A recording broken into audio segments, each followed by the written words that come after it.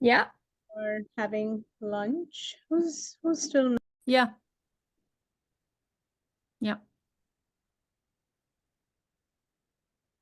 Okay, so welcome back, everyone, for lunch. I hope you enjoyed the sun outside and the lunch. Sorry, Catherine. Yeah, it's freezing cold in Paris. Yeah, I know you're in the middle of a cold wave. Yeah, cold wave, yeah. Minus something. So, yes. So it's my great pleasure to be able to introduce our first keynote speaker. So Professor Catherine Bernard, she is, as you may know, Professor of British Literature and Visual Studies at Université Paris-Cité. And her research hinges on the politics of form, mostly from modernism to contemporary athletics. So she has gradually been, moving from literature into more visual fields, even though, literature is still very much there. So she has published extensively on modernist and contemporary visual culture and art. And among her recent publications, one can mention the edited journal issue, Ubiquitous Visuality, Towards the Pragmatics of Visual Experience. And of course, her latest monograph that you may have been reading or read about. Her latest monograph was published with Sorbonne University Press, Matière à réflexion, du corps politique dans la littérature et les arts visuels britanniques contemporains, which has had quite a bit of echo. And so she's currently working towards a monograph turning to the politics of the commons in contemporary fiction and visual arts. So she will be giving her keynote, and then there will be questions and comments, and we'll open the space for exchange as well. Catherine, it's a pleasure. The floor is yours. Thank you very much, Judith. And thank you to all of you for bearing with me. I really apologize for not being able to be with you in person. Circumstances have compelled me to stay in France, and I can only thank the organizers for allowing me to contribute from afar in this dematerialized fashion, which is somewhat of an irony considering the topic of the conference. So thank you very, very much to all of you for bearing with me today and for your kind attention. And I hope the few considerations I bring today to the discussion will be of interest to your exchanges. So let's just begin. I'll share my screen.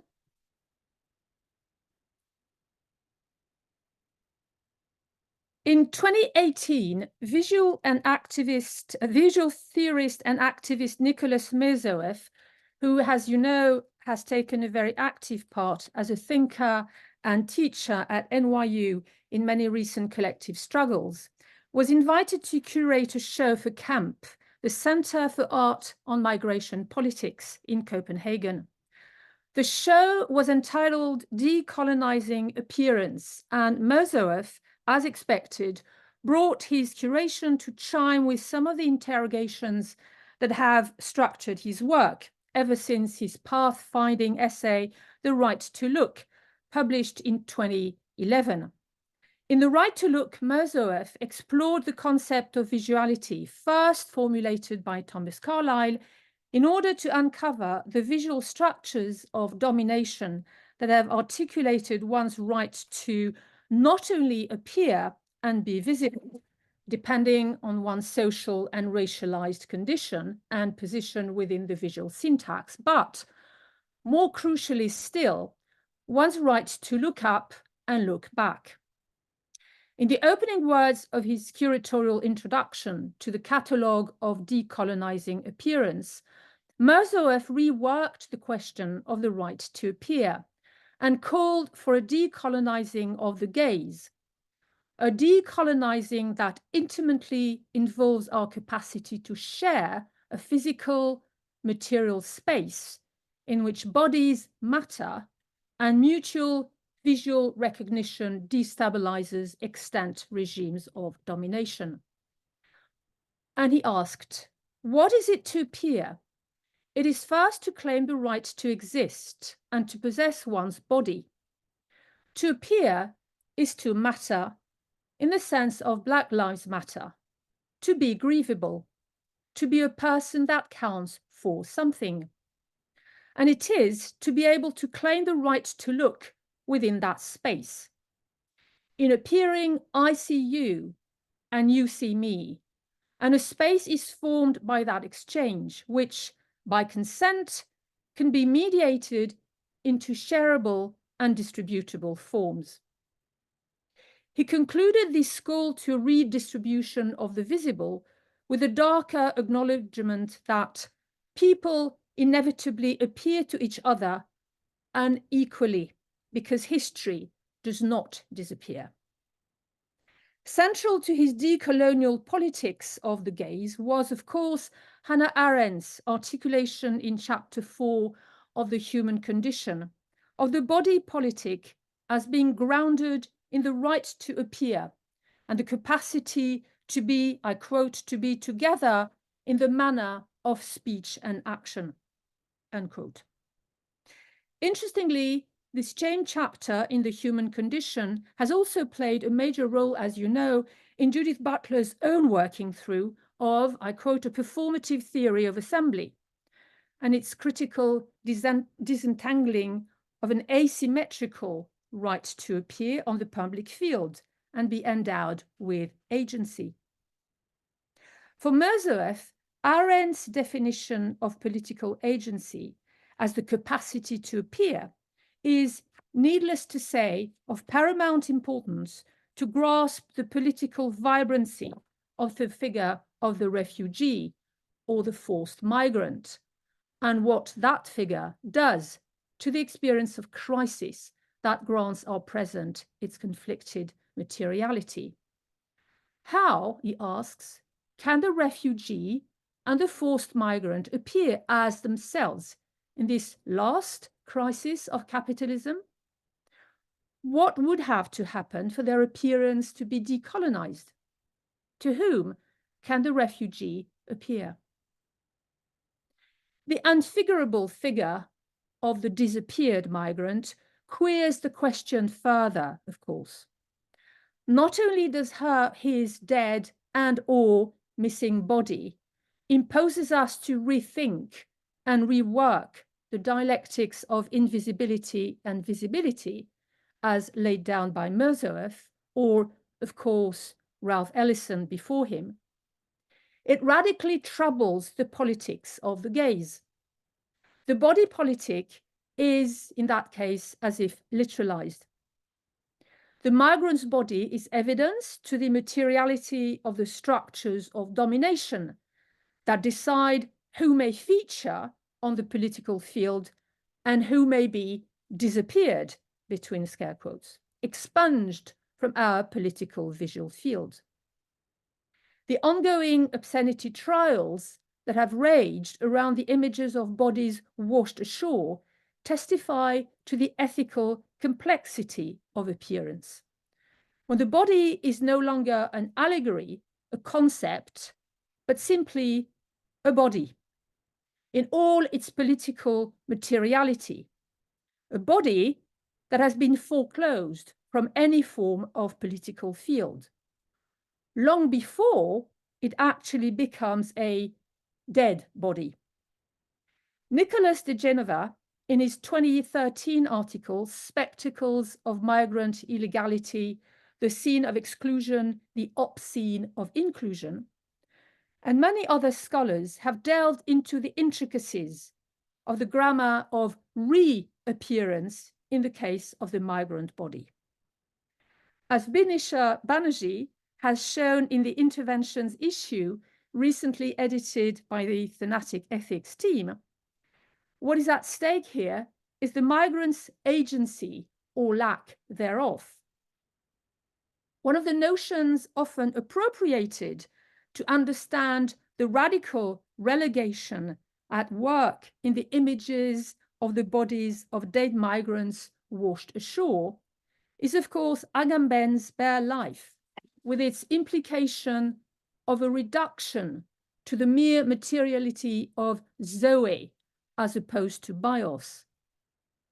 But as Bidisha underlines, along with Esther Piran in her essay, The Spectral Metaphor, Living Ghosts and the Agency of Invisibility, harnessing Giorgio Agamben's concept of bare life paradoxically risks repeating the relegation and cancellation that from the start deprived the migrant of any agency. To such compounded act of foreclosure, critics have opposed an ethics of mutuality and careful attention. This is Bidisha's argument, of responsibility in the wake of Donna Haraway, and one should also mention Christine Ross's very recent monograph, Art for Coexistence, Unlearning the Way We See Migration. Nicholas Mirzoeff, for his part, and in relation to Black Lives Matter, propounds a form of, I quote, persistent looking. And I'm quoting from Mirzoeff, meaning a refusal to look away from what is kept out of sight, off stage, and out of view. A look, he adds, sustained by long histories of resistance. My contention today is that such politics of mutuality is put to a radical test by death in migration and the crisis in representation it entails necessarily.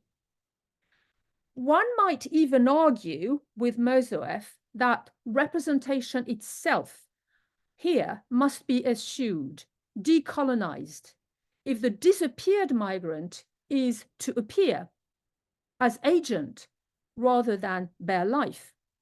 And I'm quoting from Mirzoeff, in decolonized appearance, people do not represent and are not represented. They appear. But one might rightly argue such contention leaves the paradox intact in its political frontality. What does it mean for a dead, disappeared migrant's body to appear? What form of political agency does a dead, disappeared migrant's body have? What kind of visual contract binds us, the living, and in my case, for instance, a white privileged woman, to that departed being that may or may not reappear as a dead body?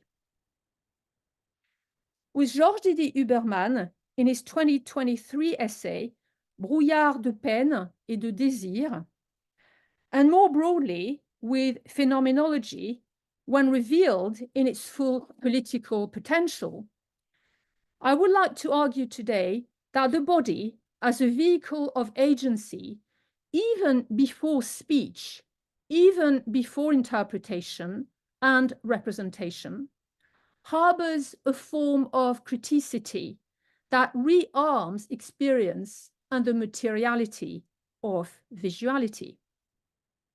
The body here matters. It matters radically and complexifies the politics of appearance. It cannot be subjugated and its meaning foreclosed. It cannot be reduced to representation, and it always complicates it. With Edouard Glissant, I would like to suggest that it requires a right to opacity. And I'm quoting Glissant, but I'm sure you all know that quote. The opaque, Glissant insists, as you know, in Poétique de la Relation, the opaque is not the obscure.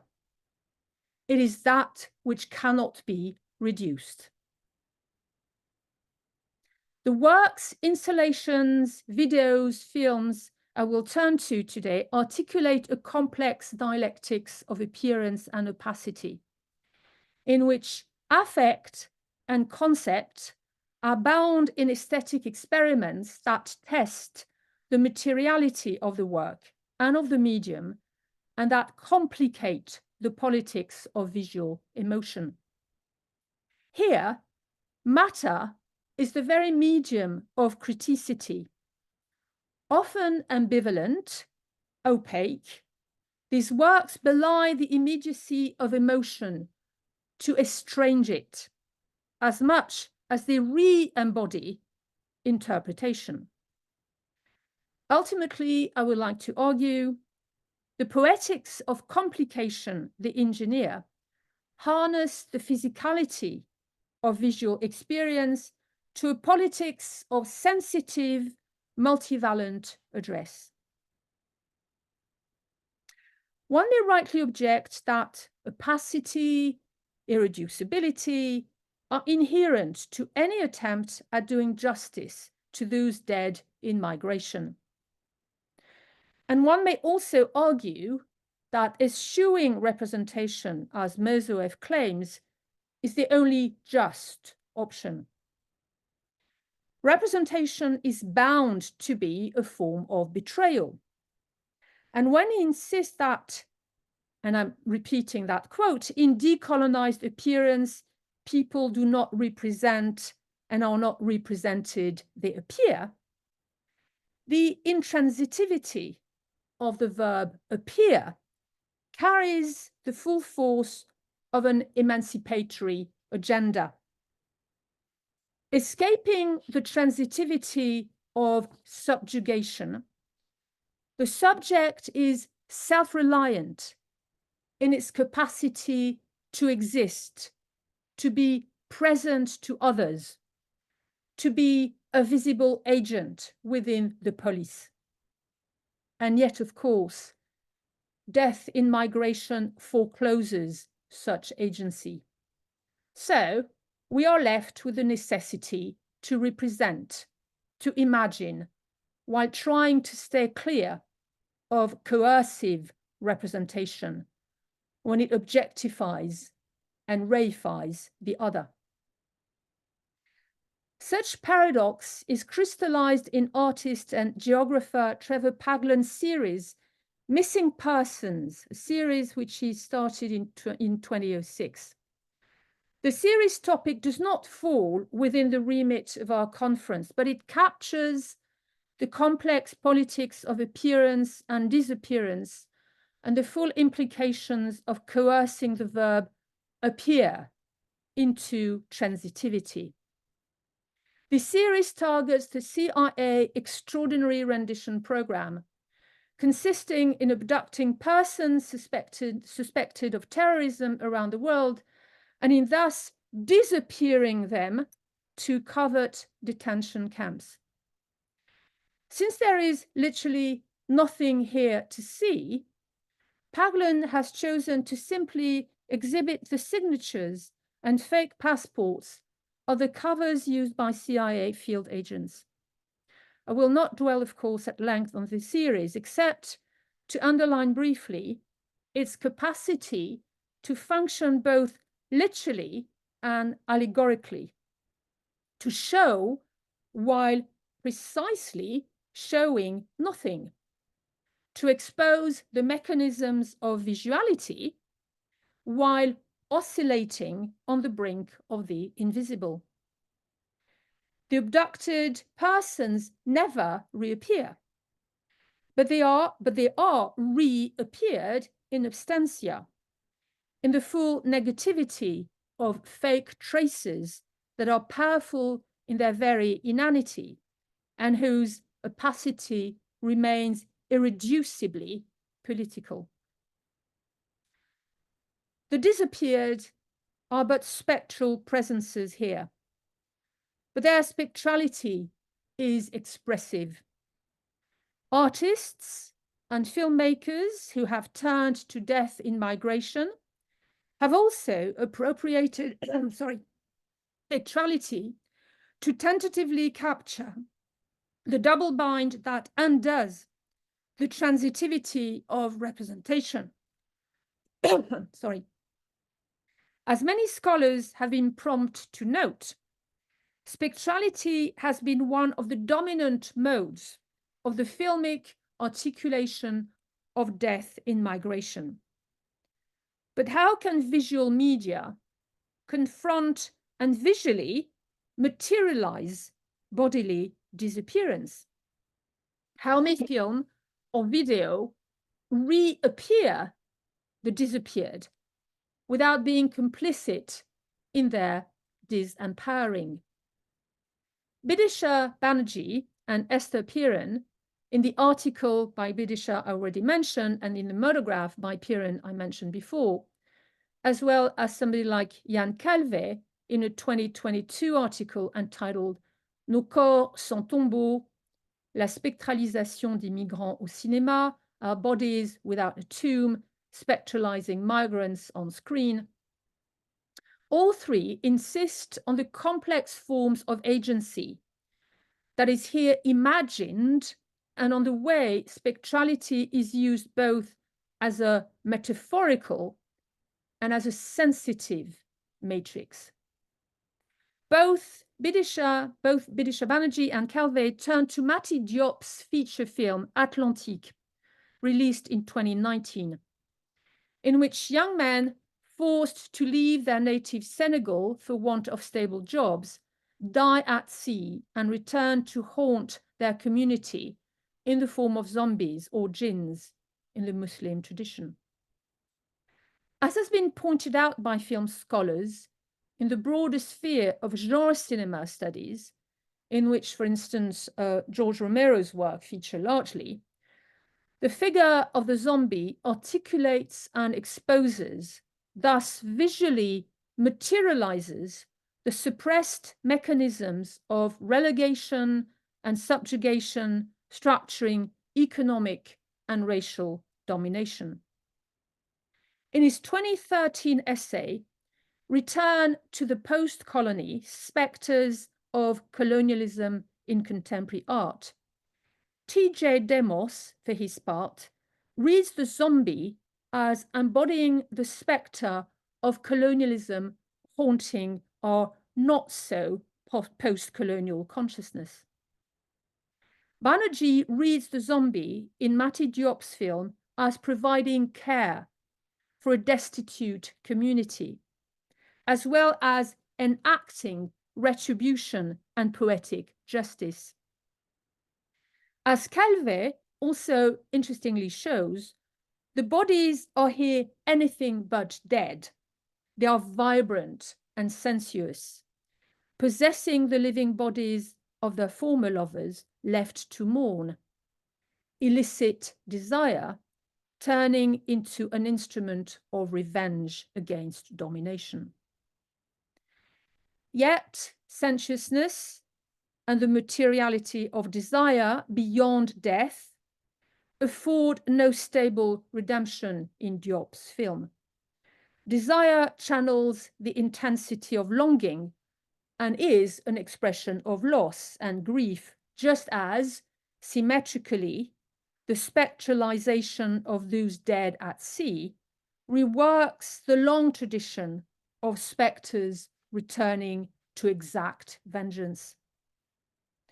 The ghostly materiality of cinema, its erotics, are here remediated to confront the power regimes deciding on who may live or die and whose lives are grievable. The disappeared will not lie low. They insist on appearing and on taking material action against the materialism that has disappeared them.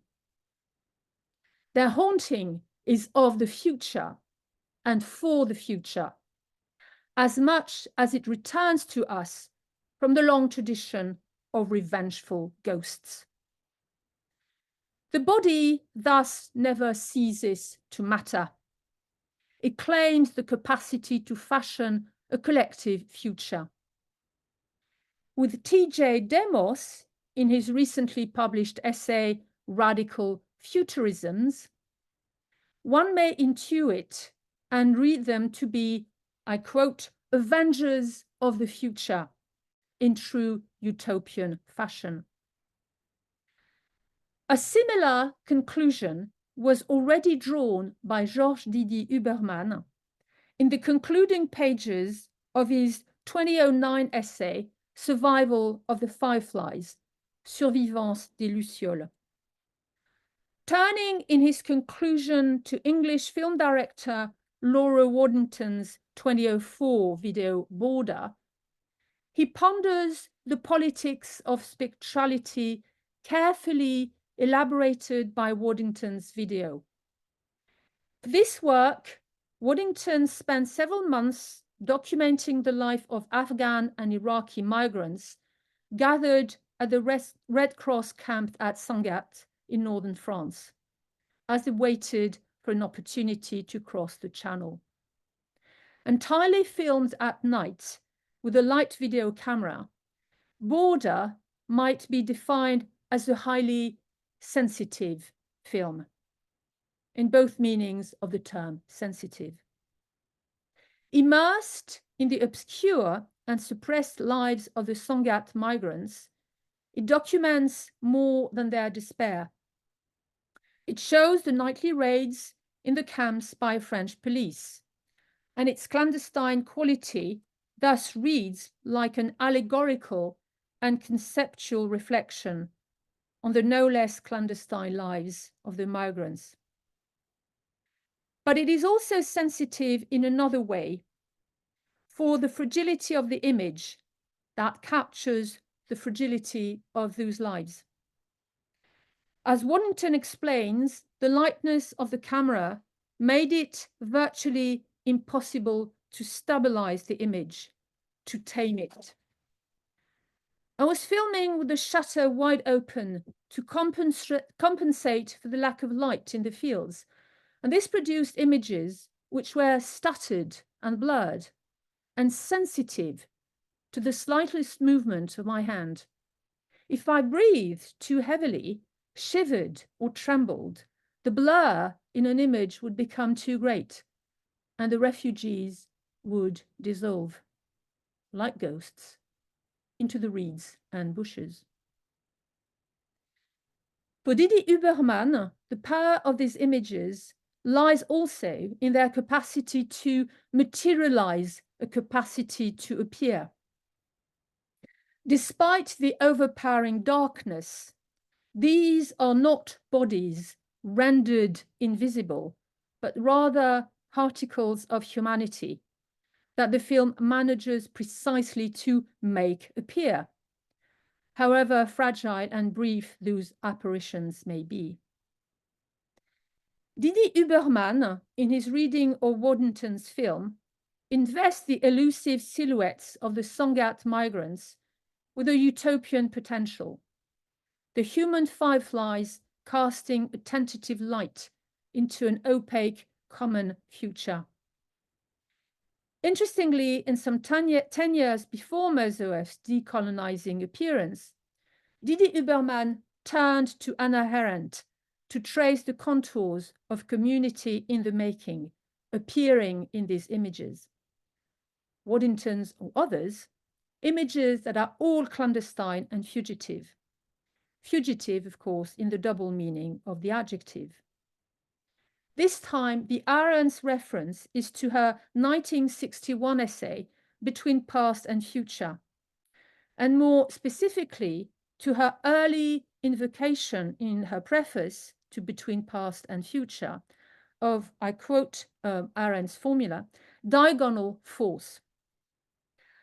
Bred from the clash between the past and the future in a conflicted present, the diagonal force has no identifiable end. It is infinite. And its infinity is, for Arendt, I quote, the perfect metaphor for the activity of thought. To Didier Huberman, the clandestine images of Waddington's video shelter such a diagonal force, in that they also contain the reparative promise of a shared future beyond the clash between past and future. In that sense, they are metaphorized and reconceptualized as the script or the cipher of a remediated and reimagined utopia. They are indeed fragile allegories, but one should also be attentive to the visual relation the film imposes on the viewer. One should be also attentive to its sensory politics. One can sometimes hardly decipher Waddington's images. And unless one chooses to look away, one is compelled to look carefully, to fully engage with the image, to accommodate differently. One might say to pay one's visual respect and persist in looking on. Their diagonal force is that of embodied thought, of a phenomenological encounter that engages the gaze in careful, persistent looking. And that care is already of a political nature. Needless to say, one might also object that the image engineers here a form of dubious aestheticization that also visually anesthetizes the reader. And the objection has been made regarding many video artists who exploit visual technologies to metaphorize the plight of migrants. This has been notoriously the case of Irish post-documentary photographer Richard Mossey and his video installation Incoming, an installation he worked on between 2014 and 2017. Incoming is premised on a conceptual gambit intending to exploit technologies of video capture, technologies of video in order to capture, to exploit technologies of video capture in order to plunge us in an immersive and visceral experience of visual estrangement. For Incoming, Mossey and his cinematographer, Trevor Tweeton, followed two of the major migration routes to Europe, one from Syria across Turkey and the Aegean Sea, and the other from Africa across Libya and the Mediterranean into Sicily and all the way to Calais. The conceptual tactic, as you may know, consists in shooting all the people met along the way, migrants, pathologists taking DNA samples of dead or living bodies, military personnel on the deck of an aircraft carrier, as well as rescue operations, with an infrared camera, the same technology used for military surveillance and border control. The installation has been acclaimed very often for its invasive nature and its capacity to enlist conceptualism to a visceral immersion in the necropolitics of state oppression. It has also been vocally denounced for its sublime aestheticizing of the migrant's condition. Diego Ramirez, in the journal Nexus, reads Mossey's negative images as sublime remediations of the reality of death in migration, and their claimed viscerality as generating a form of spurious fascination. The distance negativity of the images for Ramirez disturbingly reproduce what he calls the semiotic oppression at the heart of hegemonic racialized visuality, via what he also defines as racial phantasmagoria. The migrants are thus disappeared again as an effect of the technologized visual sublimity of the overpowering images.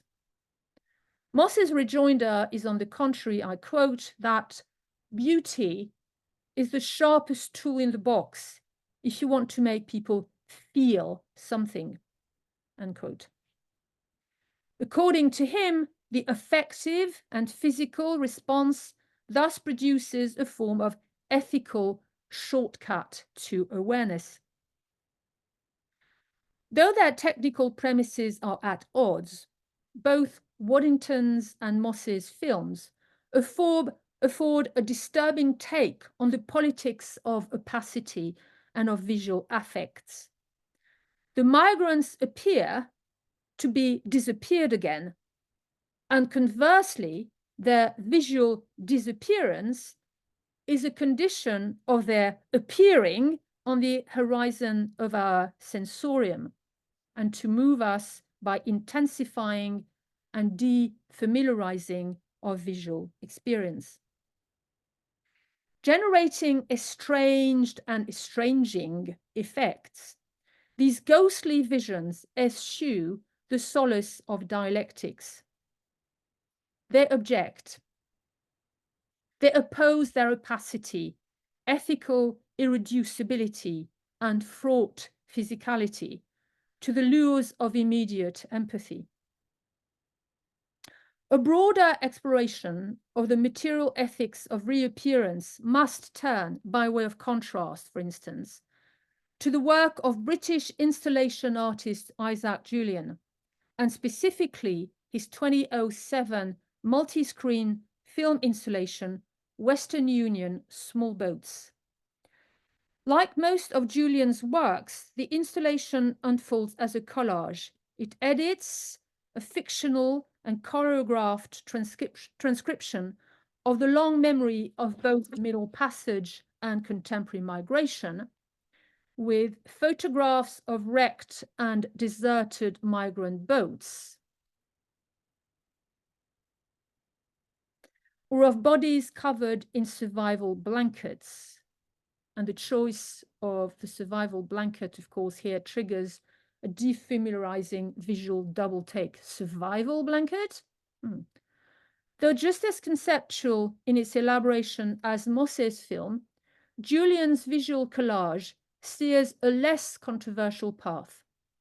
Keeping the snares of post-documentary cinema at arm's length, it deliberately opts for aesthetic sublimation, working its way through a visual rhetoric, tapping into the joint language of metonymy, the wrecked boats, and metaphorical transmutation, that is, the choreographed bodies that transcend and displace loss. What all these works share, in spite of their profound dissimilarities, is an ethics of the visual in which visual emotion is the matrix for embodied thought. Jacques Rancière's understanding of the artistic regime of images as conditioning different and sometimes divergent modes of appearing, what he calls l'apparaître, may here be enlightening. In his dialogue with philosopher Andrea Soto Calderon, he explains how, according to him, the different regimes of artistic signification are determined by different modalities of appearing, by different configurations that allow us to perceive a modality of appearing, to capture it, to be affected by it, and to interpret it. Interestingly for us, and this conference, he goes on to insist matter, materiality, all this pertains to a certain structuration of what is thinkable. It is not a condition of thought, but the structuring of thought. Bearing in mind that for Rancière, the frame of the sensible is also the frame of the thinkable, then how do these images, Waddington's, Moss's, Julian's, affect what is to be thought of death in migration? No doubt the complex, problematic pragmatics of these films and installations inheres in the indeterminate status of those images, both documentary and disturbingly fictional. For Rancière, and here he's pondering the ambiguity of post-documentary cinema, such indeterminacy radically remediates the corporeity of the image, and by extension, its affective nature. In such cases, Rancière suggests, images functions as, I quote, what he calls quasi-bodies. they alter, I quote again, the very status of corporeity. They're all quotation from the same essay and the same dialogue. The bodies that appear in these films and installations eschew all documentary familiarity. And interestingly, he sees the bodies as, I quote again, apparitions, shadows returning from hell, but also as presences that resist. Agency lies here in the capacity the image has to infinitely complicate our sensitive relation to referentiality. These bodies are actual bodies, actual beings, yet they reappear in mediated form as quasi-presences. Quasi-presences that, even in the case of Julian's dramatized bodies, connect us back to real, missing bodies. Our effective response is immediately conditioned by their complicated status, their being images and their being of the world, from the world. Their ethical effectiveness inheres in their phenomenological multivalence, programmatically conceptual and speculative. They also ground speculation in experience, in immediate embodied thought. Irreducible, opaque, to return to Glissant's term, they both represent and short-circuit representation. They thus enact a body politic that is a co-response, or what with Donna Haraway might be defined as a form of responsibility. And returning to Haraway's definition of the ethics of responsibility might here be of help to grasp the entangling of our physical response to those images and their critical documenting and reflecting on necropolitics.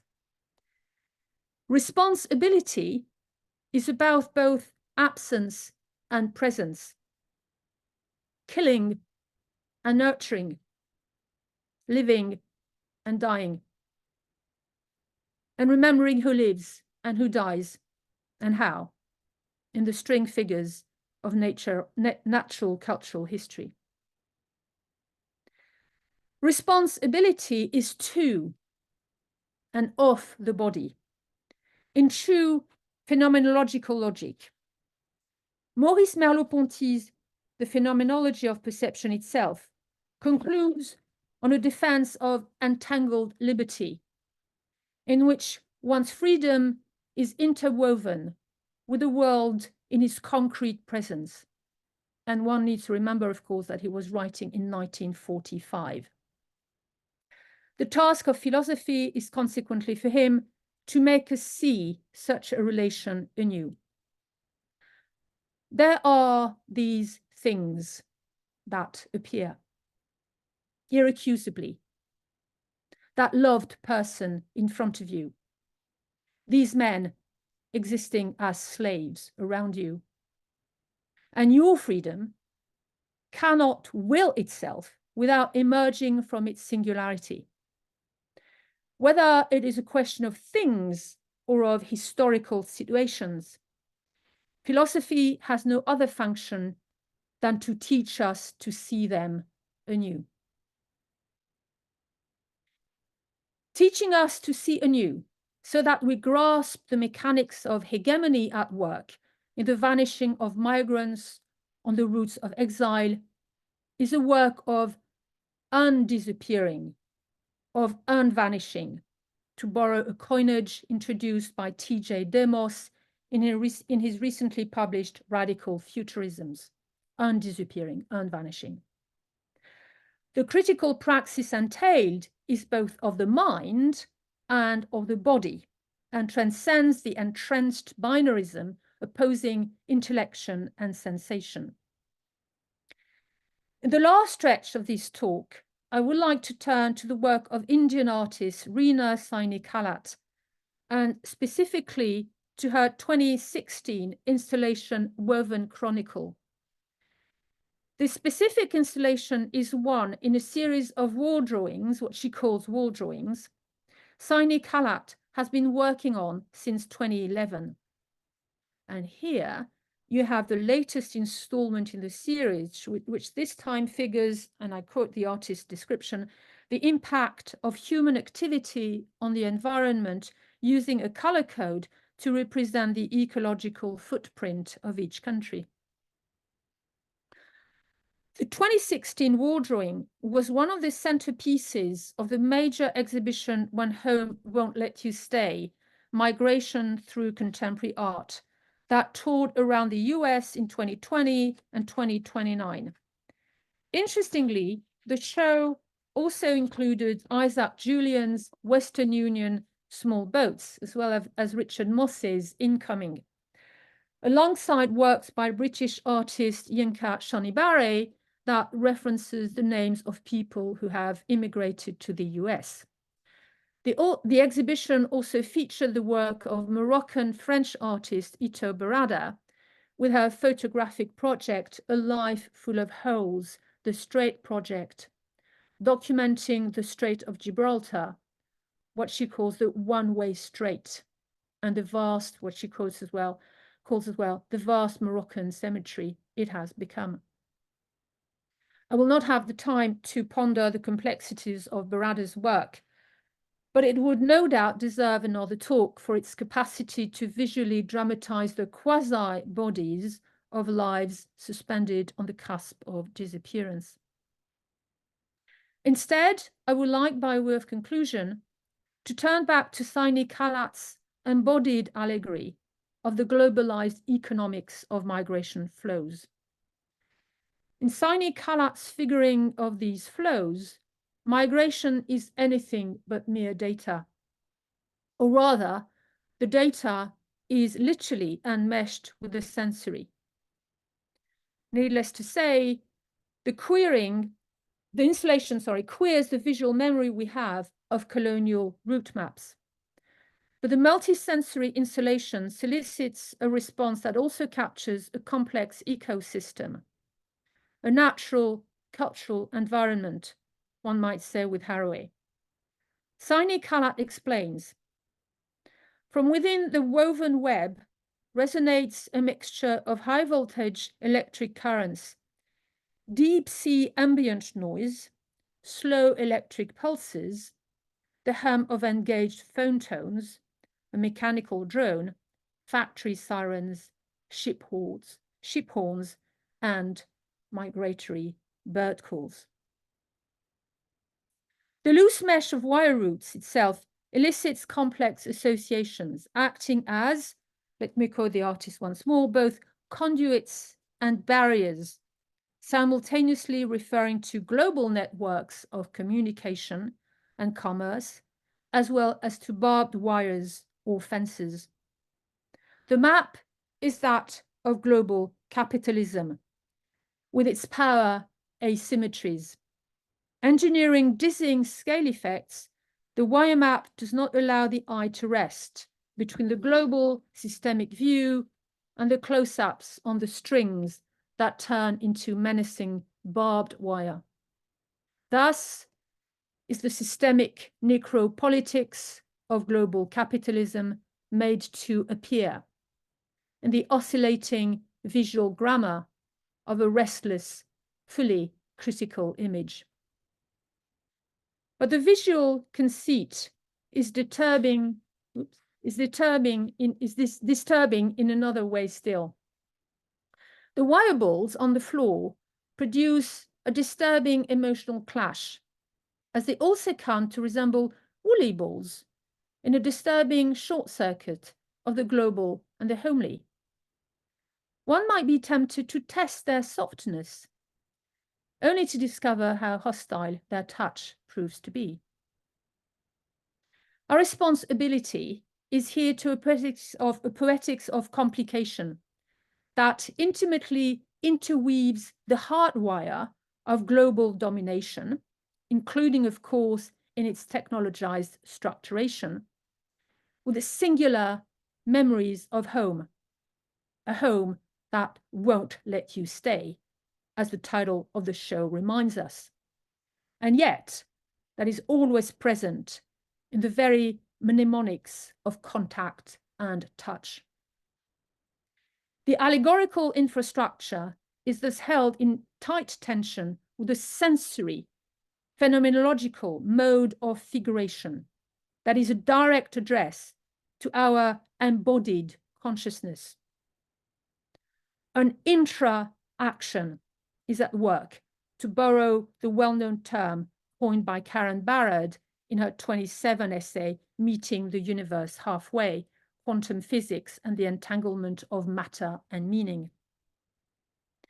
That intra-action harbors a form of diffuse agency. The critical praxis nurtured by such a work is irreducible to its conceptual, programmatic, allegorical grammar. Nor is it only of a phenomenological nature. It remains irreducible, opaque. And yet, I would like to conclude, its poetics of complication may also hold the promise of a re-embodied common, what, in Art for Coexistence, Christine Ross also defines as a more mutual deployment of coexistence. Or what I would also like to read and feel as the moment of a co-appearance. Thank you very much for your attention.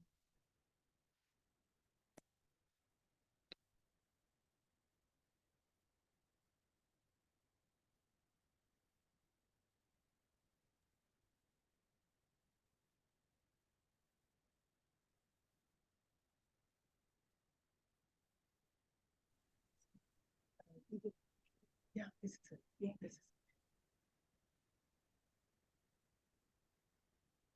So thank you so much, Catherine. It was a wonderful, wonderful keynote that brought together, so many of the threads we just started, weaving, and brought so much more as well. So that was, that combination. I mean, it had so many echoes. It had so many echoes with some of the papers that were given since morning. And so thank you very much for this extremely sharp view and perspective, into the ethics, the poetics, and the pragmatics also of the visual, of visuality, visibility, invisibility, and the modes of appearing, disappearing, also constructed as an object of being disappeared, including, of course, the politics of undisappearing, as you were saying. So that was truly wonderful.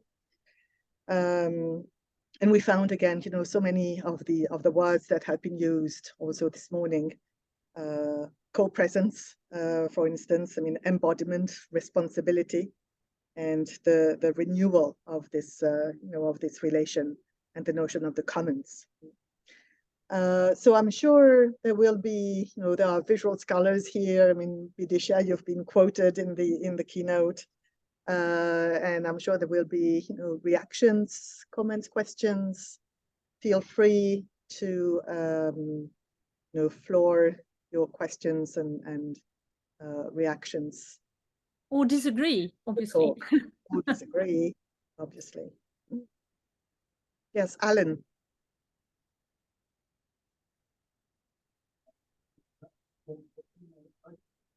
I have a kind of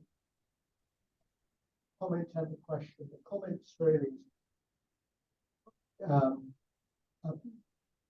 Can you hear, Catherine? Yeah, just about. Okay, so yeah. keep the mic close. Yeah, right. I have a comment and a question. Yeah. So the comment is, it's a shame that the Isaac Julian that you use, which is a wonderful work of art, it's also one of a series, obviously, and 10,000 Waves, I think, might might illuminate even more your points. So sort of slightly later work, one that is close to my heart because took place in Morecambe Bay, which is where I live. But that raises the question for me, which is locality. Mm. And it seems to me that so many of these works of art are often lose the kind of specificity of the local in order to make the point of the global. Mm. And for instance, in 10,000 Waves, Julian talks, well, his poet, who he quotes, talks about something called the North Wales Sea. Now, that there is no such thing as the North Wales Sea. So if I am to show that work in Morecambe, everyone goes, what is this global artist talking about?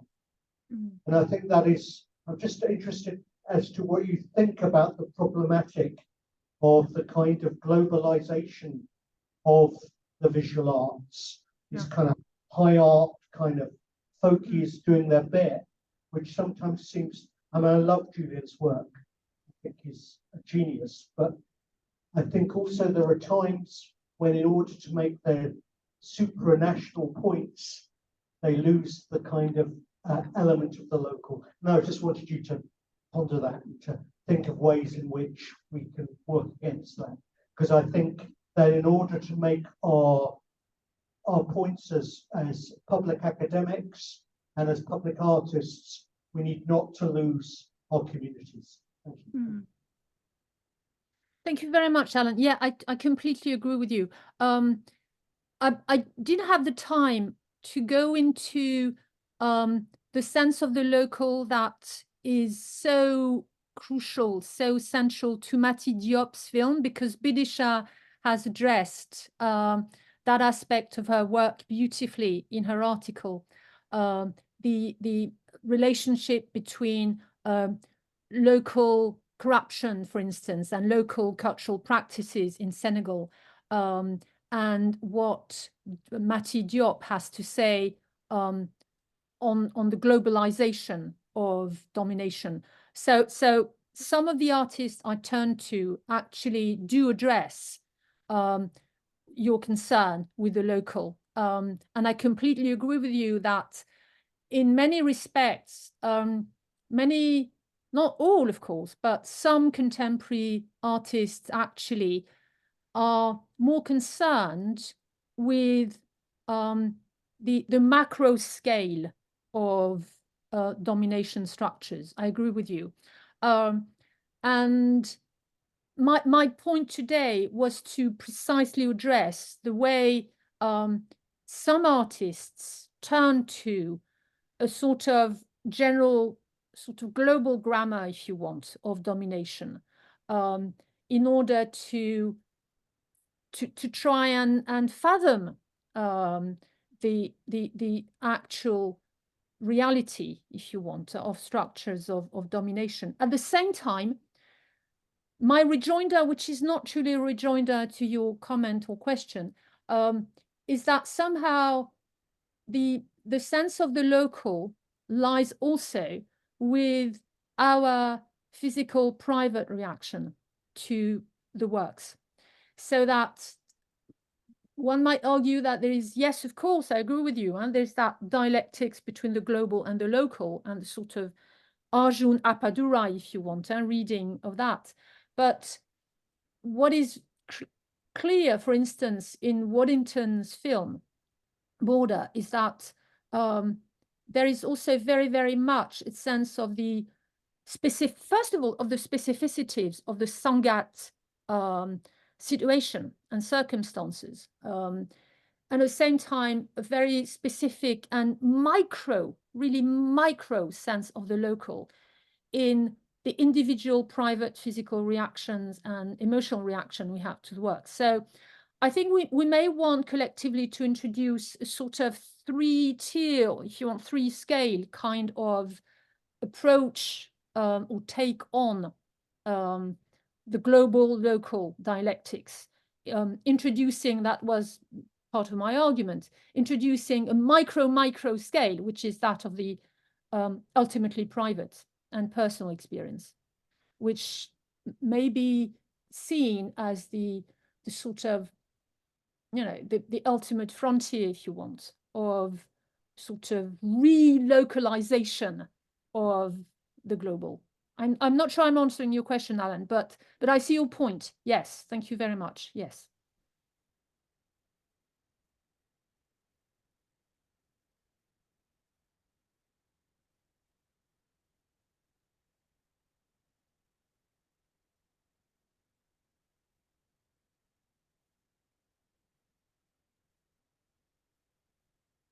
Any other question or comment?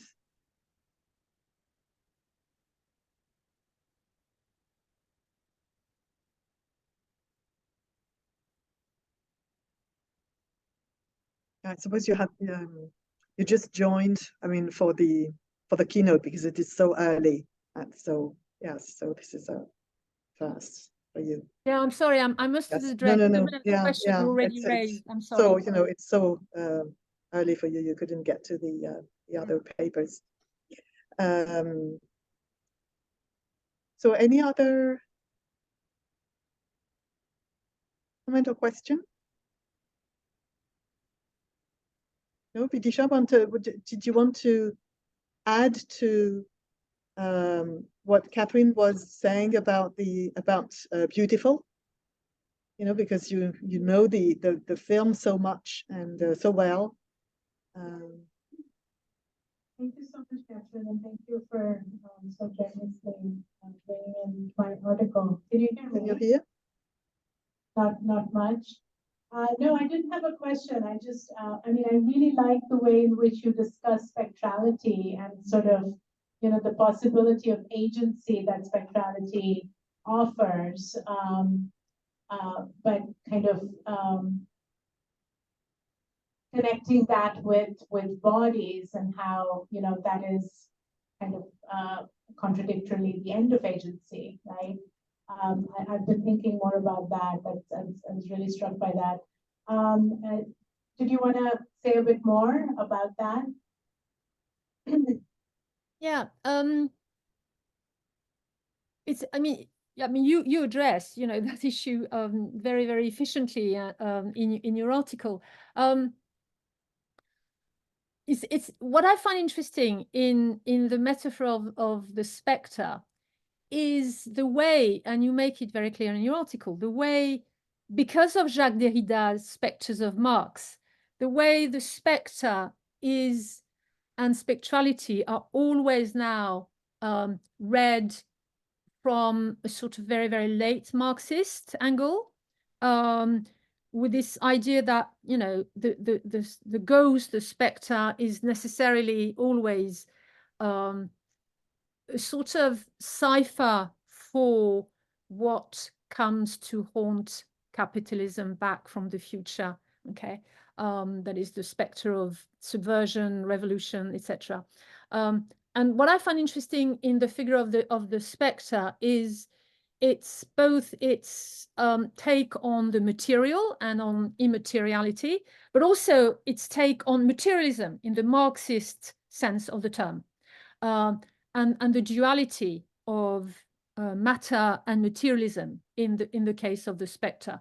And this is also what many film scholars have insisted on, the fact that zombies, jinns, etc., specters, ghosts in contemporary visual culture somehow are ways for visual /popular culture to articulate our relation to capitalism and our conflicted, fraught relation to capitalism and the evils of capitalism. This is very, very clear. And what I find interesting in Mati Diop's Atlantique is the way Diop manages also to rework that duality of the spectre. I mean, the sort of double, sort of twofold materialism of the spectre. both in its disembodied form and its in its neo-Marxist implication. And I find that very, very interesting. The way the spectre today is necessarily, in one way or another, the spectre of revolution, subversion, etc., haunting capitalism and returning from a utopian future to haunt capitalism. I found that really fascinating, the way the two are really difficult to disentangle. And this is also what you very much insist on in your article. And speaking of Derrida and specters, we can also think of what he says about archives. And Yeah, I'm already transitioning towards Zong, because this is going to be part of our next panel. Because archives, just like ghosts, are talking about the future. Yeah, sure. So it's a bond and a link to the future. And you were talking about the promise of a shared future. Yeah. And this is what ghosts and specters and archives are about. Yeah, absolutely. And this ties in with, thank you, Judith. And this ties in with what Alan was also saying earlier. That is this emphasis on a shared, future, the possibility of a shared future that is always local. And I'm tying in with what Alan was saying, always local necessarily. I mean, that, of course, sort of is a harbinger, of global futures, etc. But at the same time, that is very, very much embodied in local situations very often. And which is why, for instance, Laura Waddington's Border is so interesting, because it's very, very much a film about sort of, it's both very, very metaphorical or allegorical, but at the same time, very, very sort of embedded in a sense of possibilities, very local possibilities for the future, and a sense of shared experience. So yes, absolutely. And increasingly, thinkers, theorists that try and rephrase or rethink utopia, like T.J. Demos in his latest essay in Radical Futurisms, very much insist on the necessity to articulate all these dimensions, including, of course, the sense of a shared future, the sense of, art and writing as modalities of an imagined future that comes back to us from the future. I agree with you. Yeah. Of course, the way we pay attention, the way we look after, the way we take care of the dead and of the missing bodies and missing dead is, of course, at the heart of what the future will be, and what we will be in that future. Yeah, so, quite a few questions. Okay. So they just needed time, Yeah. So, it's always the case. In what order? I didn't see the order of any. So we'll take, what would you prefer? A round of questions or answering one by one? As you wish. I mean, what is, most convenient for you? Bidisha? We have time. So one by one. So Karina Stan? Ah, Karina, hello. Yes. So not to be She had to say, I was again. surprised, Hi, she didn't raise her hand. She had to say something. It's the Paris-Sète connection. Yeah.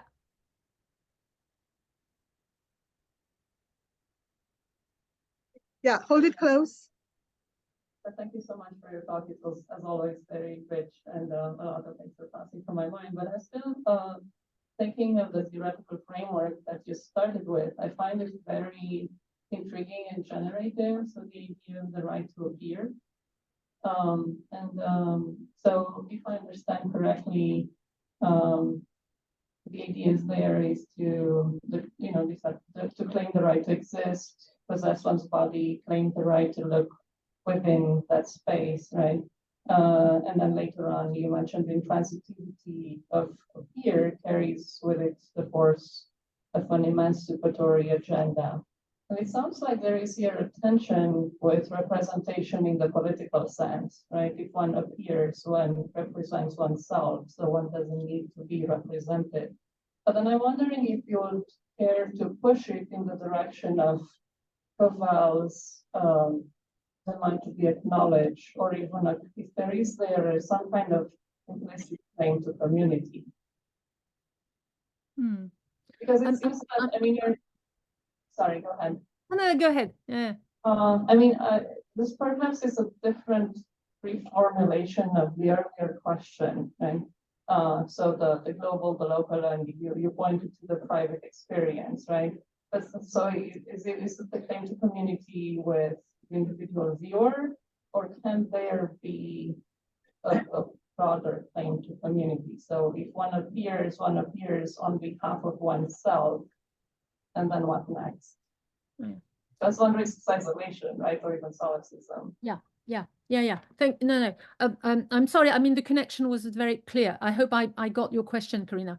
Yeah, I'm sorry. I didn't address that aspect because it's so central to Nicolas Mezoev's reflection on all this on visuality that I thought I didn't want to sort of reproduce or simply his analysis, but yes, of course, in The Right to Look, in his 2011 essay, as you know, this is central to what he has to say about visuality and the way racialized identity denies you the right to look, not simply the right to appear or be visible. So he moves beyond the issue of visibility and invisibility, but he argues for the fact that collective racialized identity in colonial, post-colonial societies deny you the right to look, full stop. So deny you the right to exist as a community on the political field. So this is exactly it. And it is precisely, I'm sorry, we're tying back, going back to what also Alan suggested.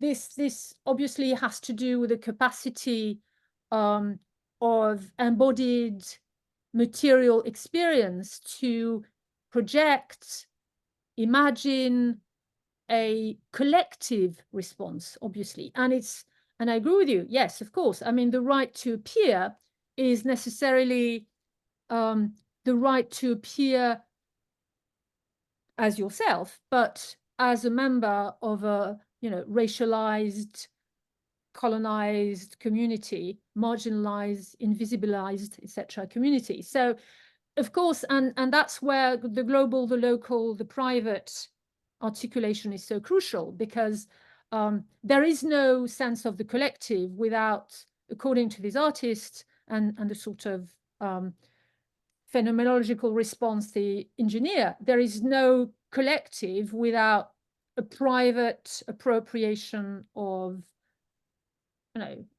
what is at stake on a global scale. So it's once again the articulation of the global, the collective on a smaller scale, and the private that determine the right to look collectively.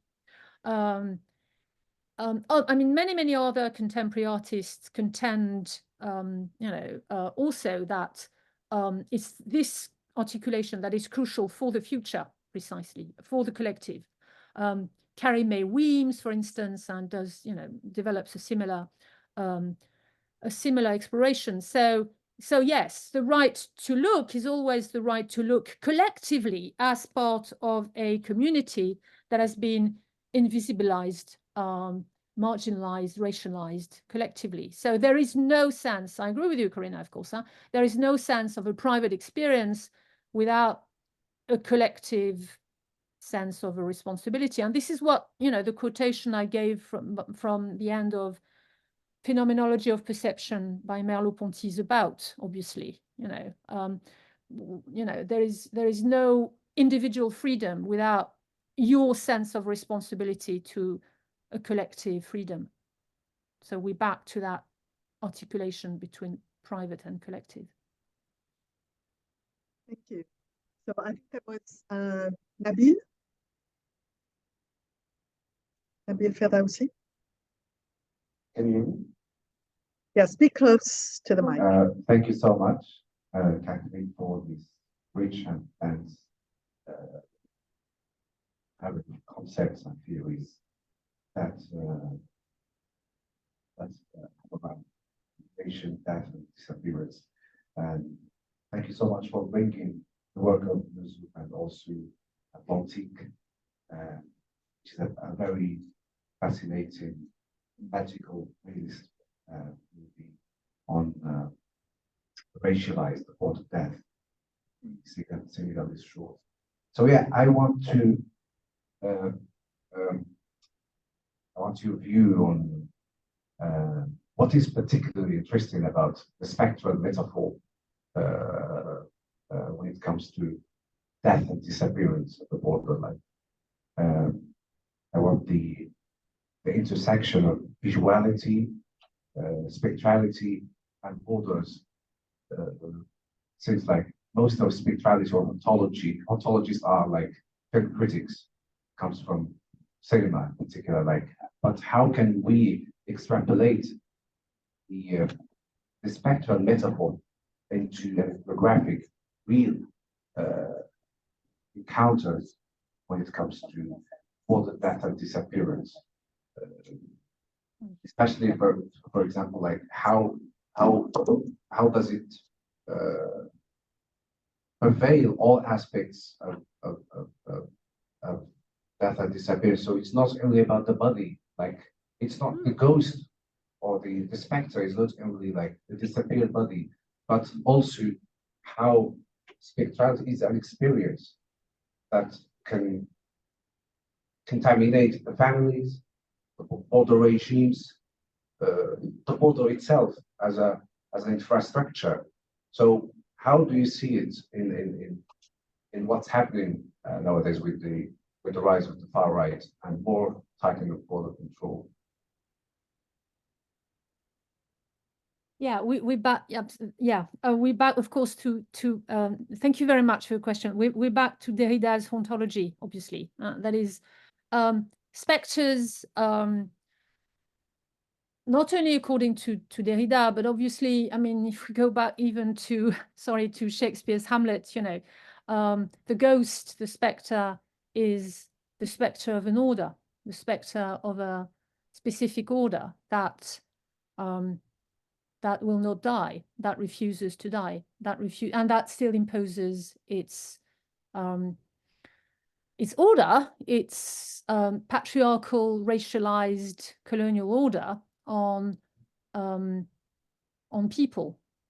And so yes, of course I see your point when you say that the spectre is not only about the body, but at the same time, at least from my perspective and the sort of work I do, the spectre cannot not be of the body. And this is what haunts borders. This is what, I mean, there is no way we can escape the fact that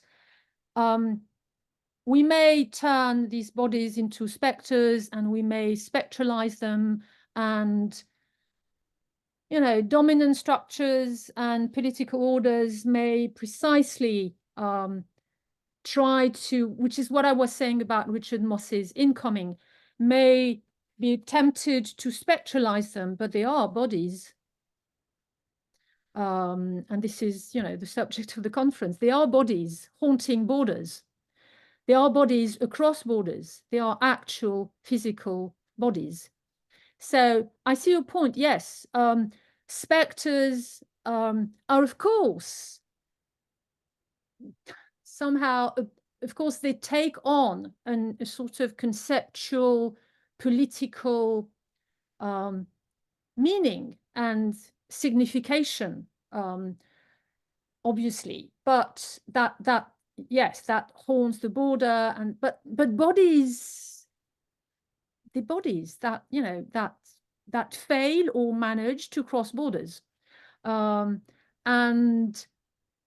I'm sorry if my answer is not very satisfactory, but it's true that what I find very interesting and politically extremely relevant in the works of many contemporary artists working on these issues is precisely the articulation they manage to imagine visually between your definition of the spectre as necessarily addressing power structures, borders, haunting the power structures that decide on the borders, etc., and the physical experience, always. The fact that they are bodies that come back to haunt us. And even in Hamlet, you know, the ghost of the king is the ghost of someone who was actually killed at some stage. So, and I think that it's this articulation that allows us to truly somehow, you know, sort of zoom onto the reality of the body politic. That is what it means. And you're right to mention the far right. I mean, what does it mean to appear as a collective far right body in France right now? Okay. And it's that, you know, it's that capacity of the body politic, whether subversive, revolutionary, or, you know, fascist, let me put things, you know, very clearly, that articulate what the body politic is at the juncture of concept and physical experience. I'm sorry if I'm not truly answering your question. No, it does actually. And the example of Hamlet is strikingly relevant. And the late king trying to ask for his son to wreak vengeance on his behalf. And the same thing, like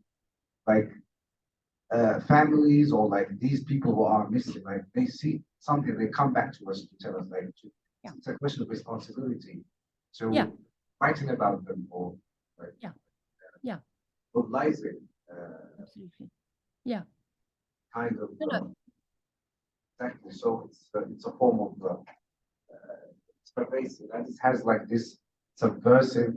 It's subversive, but also it's subservient. Like how ghost is like the whole regime itself, and how it bears on the life of these people, and it ghostlies them and makes them like specters. At the same time, like how these specters come. Dead bodies that are not found, and they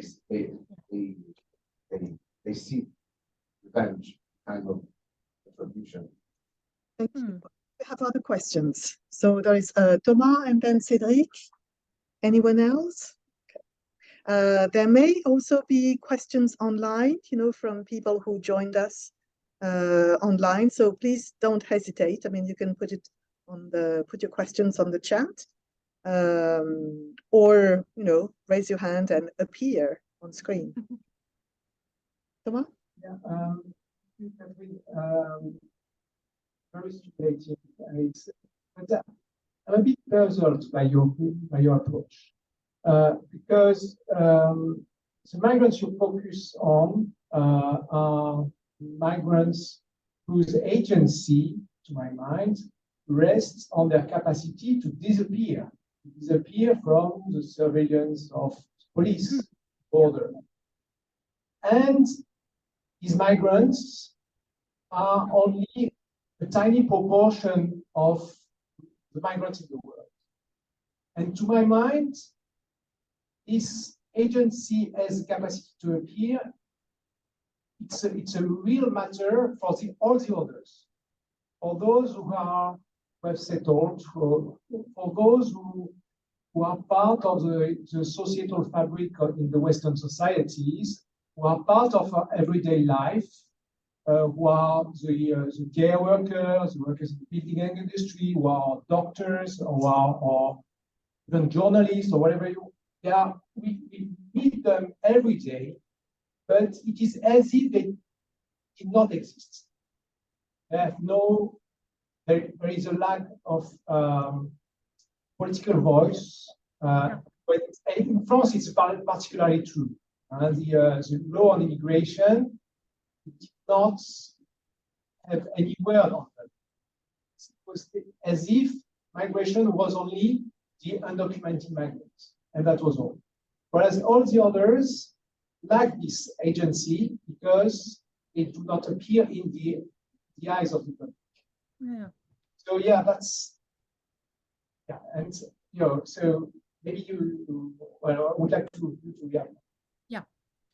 No, obviously, you I mean, I fully concur with what you said, Thomas, obviously. Now, your question somehow is a question, very global question somehow, for me at least, reading from my perspective and working on the objects I'm working on.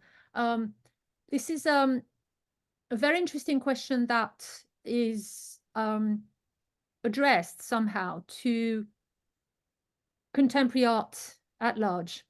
Now, once again, I didn't have the time to go into further detail, but what you're saying about different modalities of political appearance is a concern that has been central, for instance, to Yinka Shonibare's work. And the very short snippet I give you of his installation for the show One Home Won't Let You Stay is a very good instance of this. That is allowing, using art as a way of allowing, and I hate that word, allowing, of, no, so using art, let me rephrase this, using art as a way of having these, you're right, these disappeared migrants, but disappeared in a different way, appear and be acknowledged. So art as acknowledgement somehow. This is what Steve McQueen also did in his extraordinary installation Year 3 at Tate Britain a few years ago, in which he photographed almost every Year 3 class in London in order to acknowledge the complexity of the English body politic with all these, very vibrant, complex, opaque, in Glissant's term, reality of the English body politic in London. Let me be specific, in London, okay? Not elsewhere, in London. So yes, absolutely. And I could only address one form, one modality of appearance and disappearance today. But you're right. Somehow we could be a bit provocative. Can we say that artists are missing their targets and in a way contribute to invisibilize those who deserve to be visible? Yeah, I'm sorry if my talk gave you this impression, but I obviously, I addressed, the issue of the conference. So you may take, the idea of death in migration from a very, very different perspective, and for anyone, for any French person, this is obviously a crucial issue. That is, how do you allow people to appear in their complexity, in the complexity of their identity? I agree with you. So, but I could very easily, offer a very, very different take on these issues, choosing other artists who try to do the work you are calling for. That is a work of acknowledgement that is very, very different from the sort of work that I worked on today. As I said, Steve McQueen, Shonibare, sorry, I'm only quoting English artists, or hyphenated English artists, because, this is my corpus. But, you know, this is yeah, no, I'm sorry I gave you the impression that all contemporary art was somehow, you know, reproducing that work of disappearance, because this is not what it's doing. So maybe in one of the next conferences I could, you know, address other corpora. I'm not sure contemporary art is missing its target. What contemporary art certainly does is, of course, relentlessly addressing the question of visuality, because this is what art does. Okay, that is, how can visual art, problematize appearance, disappearance, you know, the visualization of these people, whether we're talking about migrants who are, you know, part of society, or who have, you know, died, or, you know, so the whole spectrum, if you want, of the migrants' experience. Things are slightly different in literature.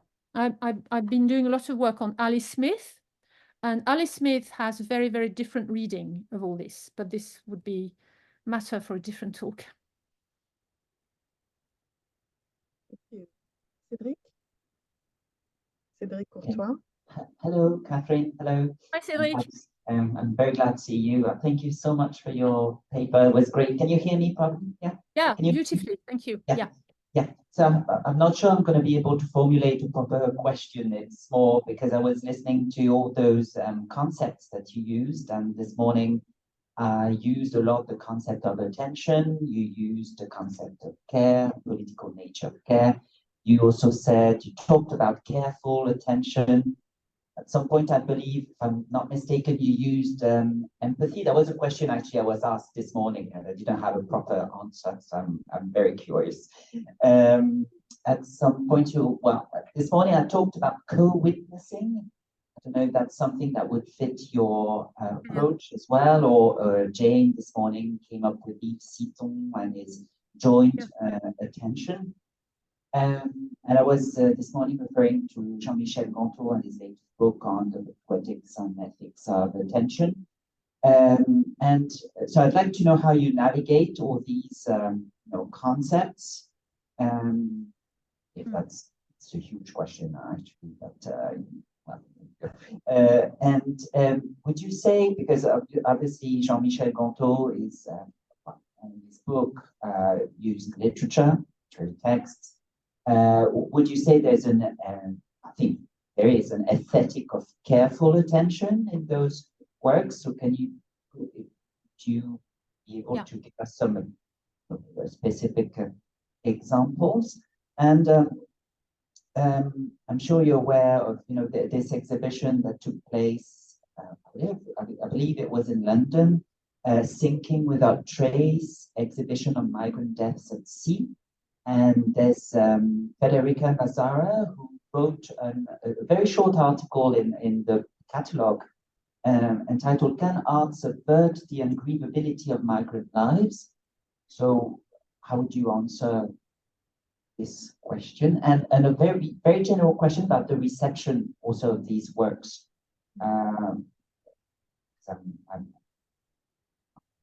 General question. That's 3 questions. Yeah, 3 questions. I'm very sorry. Sorry. No. Right. Attention. I think that one should be careful to sort of import the poetics of attention that has been recently developed in relation to literature into the field of art. I think that the sort of attention that Jean-Michel Ganteau explores can only be achieved by works that somehow produce a form of, how can I put it? A form of this is what he says, for instance, about Kazuo Ishiguro, Clara and the Sun. Forms of attention that entail complex systems of narration with voice, for instance, and complex systems of differentiated voices and points of view, for instance. So I won't go into this, and I probably won't have the time to expatiate at length on the form of attention that visual art produces. But many of the artists I turned to this morning are film directors or video artists. So also working with a sense of linearity, like literature, like the novel. And yet, my assumption is that the form of attention developed in these, linear films, I mean, linear in the sense that developing in time, through time, is very different from the sort of attention produced in the reading of a novel, because there is no actual reading. So the process of interpretation and appropriation and reception is different. I wouldn't say completely different, but different. So yes, some aspects of the reception of a film dovetails with the sort of reception you have when you read a novel. And Martine Beunier has connected, so Martine may have something to say about this. But especially the artists I turn to today don't have eschewed all sense of linearity. Waddington's film is not at all a linear film. It's very much a montage. It's very, very edited. It's very, very fragmentary. So, and if you compare this with the sort of attention developed even in the most fragmentary texts dealing with migration, and I'm returning back to Alice Smith's Brexit quartet or seasonal quartet, in which migration features very, very broadly. It's not the same sort of attention. So my idea is that the works I turned to this morning produce a form of attention that is physical. I'm not saying that literature does not produce visceral, physical kind of attention, but visceral in a different way. In the sense that these works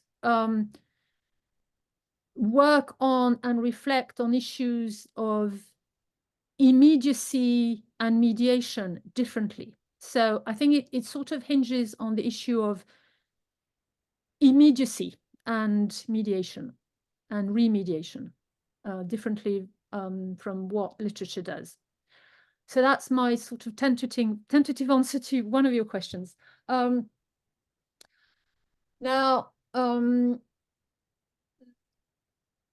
could you, Cédric, could you rephrase the last one? Because I wanted to return to that last one. Your last question, your third question. Yeah. Can you hear me now? Yeah. The last question was about the reception of these works. Yeah. So, yeah. Yeah. I mean, that's something which I also wanted maybe to mention in relation to other questions I've been asked this morning. The reception is, and this is something which I've been struggling with for quite a while. The reception is always obviously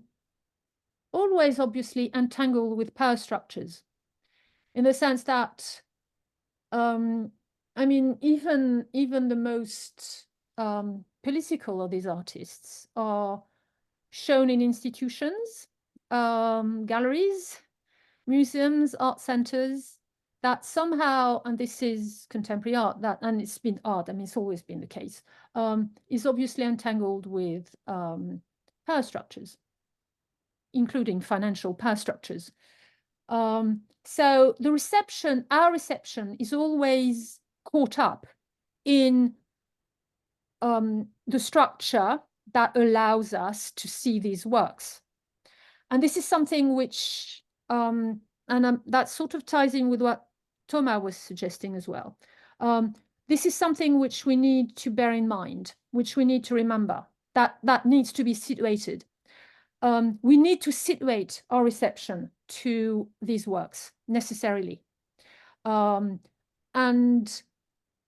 our situated response to these works is, I'm sorry if I give you the impression that I'm going very far, is always caught up in structures of domination, always.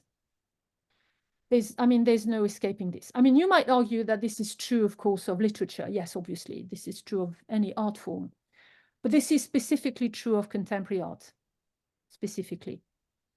So the reception is caught up in the structures of domination. And I think that if we want to attend to these works correctly, if we want to truly be attentive to these works, we'd also need to be attentive to our situated reception. What are we doing here in this museum, in this place, at this point in time? To put this bluntly, we need to watch our privilege as viewers, always. Which is, of course, true of cinema, which is, but specifically of contemporary art. When Home Won't Let You Stay has stored, America and the US. It was an extraordinary exhibition. But each time, of course, it was relocated in art centers, university museums, etc., which necessarily were part of the structures of domination, which some of these works denounced. So, and I think that reception must be always re-experienced and remediated as part of these power structures. That was my answer to your question, Cédric, about reception. But because otherwise, I could sort of return to some of the things I said about, the visceral, emotional reception of these works, which is part of their attention work. Thank you, Catherine. Thank you. So we would have time for one last question, if people who connected online would like to interact. Martine, you've been mentioned. So if you want to say something, then feel free. No, that was thank you, Catherine. That was this was very enlightening response to Cédric's question, and I completely agree. I think the issue of attention and appearance is totally connected to the move from collective to individual watching, at least in terms of film and video based works. And it always strikes me that at the moment we have in France a demonstration planned for the 21st of January against the new immigration laws. So, if we go back to Butler, this idea of a shared space where people are going to give their time and their attention to a particular issue, whereas the cinema has been struggling to keep up its collective type of reception and attention. And that although we have more and more documentaries and films about migration and migrant death, we do have more and more individual watching and viewing, and it's that question of being able to collectively face a collective or a group of people on screen, or watching it individually on a small screen, which is very much at stake here, because as Butler would point out, what we do not get is that mirror effect of the shared space, which obviously, the kind of space we're talking about is not the kind of space that we hopefully will ever have to share, even though, but that sense of a moment where it's not empathy, but collective attention that give rise to some form of awareness, I think is really key. So, and this is something we discuss all the time, Catherine and I, is this dichotomy of the museal kind of space as the space where that conscientization is supposed to take place, and the cinema space where, when we think about Chaplin's The Immigrant, which I think came out in 1917, this is a film that was experienced obviously in Nickelodeons, where you paid a nickel to watch it within a crowd. It's that shift in modes of reception and attention, which is something that that we need to reflect on as well. But so, you know, I don't have a particular question. I thought you answered very eloquently. Thank you. Thank you. Catherine, we would have just, you know, a few seconds, couple of minutes if you want to have a concluding response. Or yeah, I think that thank you, Martin, for your remark. And I think it's a remark that somehow, you know, ties in together lots of the questions that were raised, in the sense that what you're pointing to is the fact that, and as I said, this is something which anyone working on contemporary art is obviously struggling with, is the fact that contemporary art has somehow might be seen as sort of alibi, sort of political alibi. I'm being very blunt here, in the sense that, yes, it does address all these issues beautifully, you know, and very efficiently. But at the same time, who is it for? And that ties in with what Thomas was saying about missing their targets. This is probably where somehow these artists are missing their targets. You know, sorry, I'm being very controversial here, but in the sense that, and Alan would probably have things to say about this, in the sense that, they are, I'm not talking about Mati Diop, who achieved an extraordinary audience and managed to reach out to a true collective. But very, very few contemporary artists manage to produce that sense of collectiveness and to address and to build and to produce a collective, apart from the niche collective of art viewers. So, and that's why I think, and that will be my concluding remark maybe, because that would allow me to return to what Thomas was saying. This is where Steve McQueen's Year 3 is such an extraordinary work, because it does produce a collective, because it was produced by a collective, the collective of all these kids in Year 3 in London. So addressing both, you know, the disappeared in the sense Thomas was giving the term, those who are not, you know, being identified as belonging to that community of migrants, etc. Those who've been suppressed, and those who are suddenly, because of that extraordinary installation, reappeared collectively. And McQueen managed to do that because he worked from the start with a collective, rather than aiming at building a collective, which is very different. I'll stop here. thank you so much, Thomas. Thank you again, you know, for the wonderful keynote and your generous time also with the responses that you made. Thank you for all your questions as well. Thank you for the online connections. We will have a short break, 10 to 15 minutes.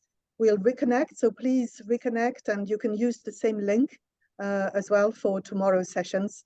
I know we are, you know, 7 hours behind France, but maybe you can catch some of the sessions in the afternoon. So thank you very much, Catherine. Thank you to all of you. Thank you so much for your questions. So stimulating. Thank you very much. Thank you.